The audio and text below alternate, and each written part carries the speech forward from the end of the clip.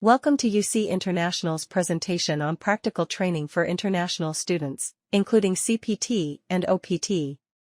These are some of the advisors in our office who assist with CPT and OPT processing. UC International is located in Edwards Center 1. We are available by phone and email to answer your questions. Our business hours are 8 a.m. to 5 p.m., Monday through Friday. What is practical training? Practical training is a legal means by which F1 students can obtain employment/experiences in areas related to their academic field of study for academic credit. Practical training allows international students to undertake paid work and unpaid experiences in the U.S. while they are still pursuing their studies, as well as immediately following their graduation.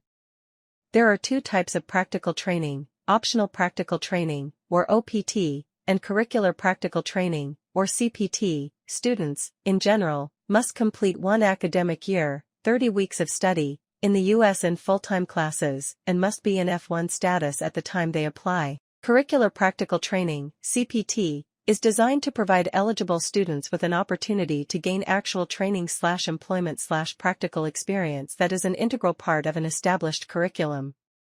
The training is necessary in order to complete the degree, not just a great opportunity, or to help you work while you wait on OPT.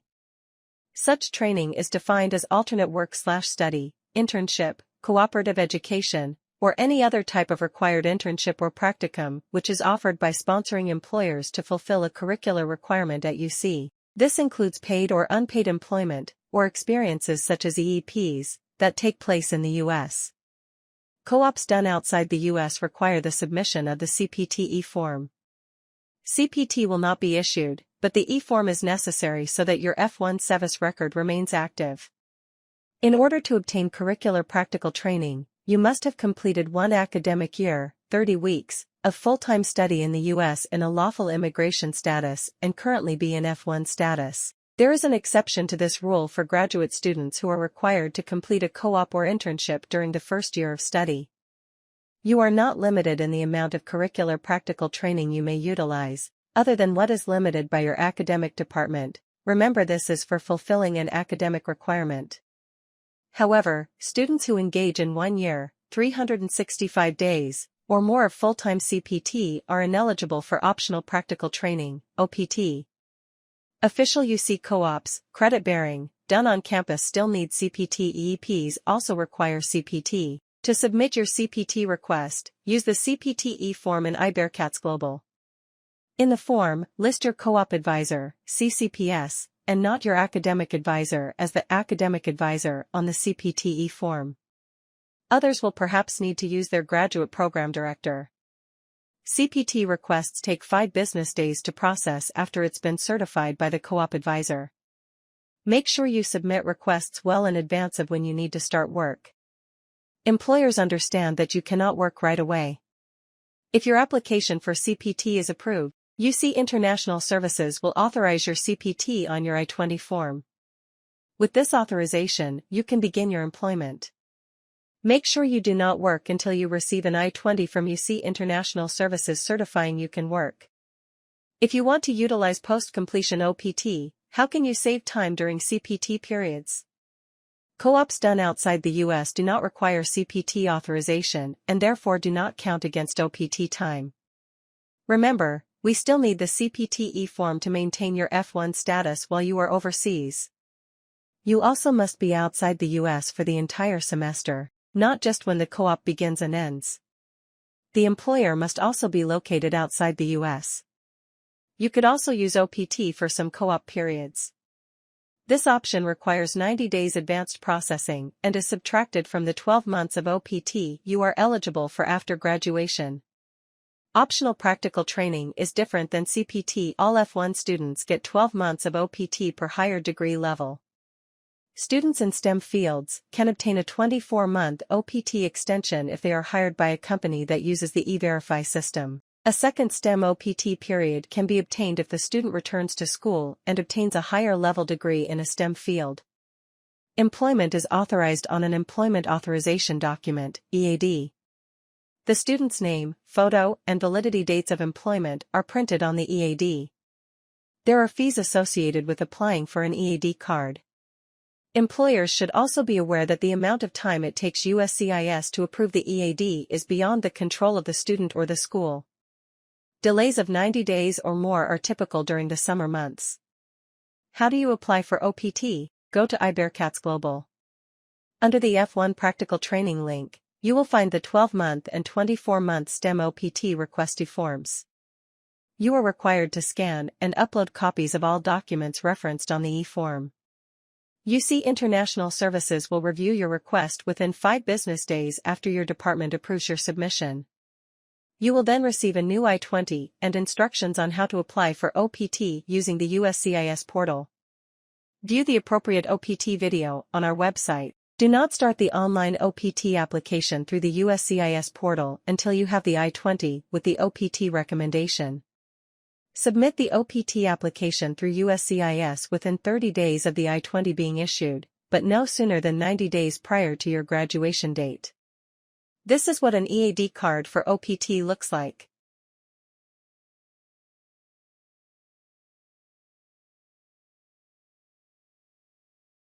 Once you complete your OPT, what happens?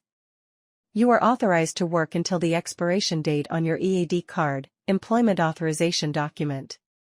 You have a 60-day grace period after that date to extend your status, change your status, or leave the country unless you are authorized for H-1B cap-gap employment. If you're on the initial 12-month post-completion OPT period, here are some common issues to be aware of. Check your mailing address. Is your name on the mailbox, and is it reliable and secure? All employment must be within your field of study and appropriate to your degree level. You must be employed at least 20 hours per week, whether volunteer or paid. You must not accumulate more than 90 days of unemployment. Employment through temp agencies and consulting firms is okay. You can be the sole proprietor of the company, for example, a startup. All changes must be reported within 10 days through iBearcats Global. The rules for 24-month STEM OPT are a little different. You must be currently on post-completion OPT. You must have a degree in a STEM field issued within the last 10 years from a U.S. institution. You must also work for an employer enrolled in the E-Verify program. STEM degree fields include actuarial science, computer science, except data entry or microcomputer applications, engineering technologies, biological and biomedical sciences, mathematics and statistics, military technologies, physical sciences, science technologies, or medical science. If you're on STEM OPT, here are some common issues to be aware of. All employment must be within your field of study and appropriate to your degree level. You must be employed, paid, at least 20 hours per week. Volunteering or unpaid work is not permitted. Employment through temp agencies and consulting firms may be prohibited. There must be a bona fide employer/employee relationship. You cannot be the sole proprietor of the company providing the STEM OPT opportunity. Someone else with hiring authority must complete the I-983 for you.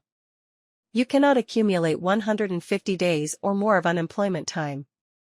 This includes any time accrued during the initial 12-month OPT period. Regular reports are needed every 6 months. Additionally, a Form I-983 is needed for the 12-month and 24-month evaluations. A new I-983 is also needed anytime you change employers. Submit all changes, reports and evaluations in iBearcats Global within 10 days of the necessary update. Some students who work on OPT apply for and receive an H-1B visa to continue working in the United States. There is a limit on the number of H-1B visas issued per year. There may be a gap in time between the end of your OPT and the beginning of your H-1B, in which case, you can file for a cap-gap I-20. This is when your OPT period expires after April 1st, and you have a pending or approved H-1B scheduled to start October 1st in the same year. You can request a cap-gap I-20 through iBearcats Global. If you are on the OPT STEM extension, you must also submit your final evaluation on Form I-983. None of this applies if you work for a cap-exempt employer, typically nonprofit organizations or higher education institutions. Thank you for joining us for this presentation.